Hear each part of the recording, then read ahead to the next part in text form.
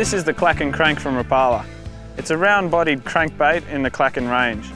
Now what makes this lure so unique is the rattle chamber. It's the Clackin rattle chamber and it consists of a metal ball bearing with metal discs either side of the lure.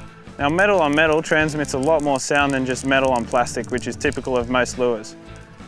This lure has a few techniques to fish. Okay, it's got that square bib on the front, which makes the lure run shallow and really tight. That tight action as you're retrieving it steadily really generates a lot of interest from fish, and the holographic foil inside is flashing and dashing and creating a lot of interest. Now every time that bib hits a snag underwater, it's going to hit it, stop and just bounce the lure over the top, so generally you won't snag up. Really good feature. For a more aggressive response and action, you want to use what's called the rip and stop technique. So you just fire off a cast. When that lure hits the water, you just knock it into gear as you normally would and start your retrieve. And you just impart what's known as the rip and then stop.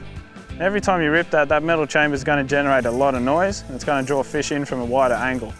On the stop as well, generally the fish are going to hit and that's when you get your hook up. And that's the best way to fish your Clackin Crank. I'd recommend that you check this lure out.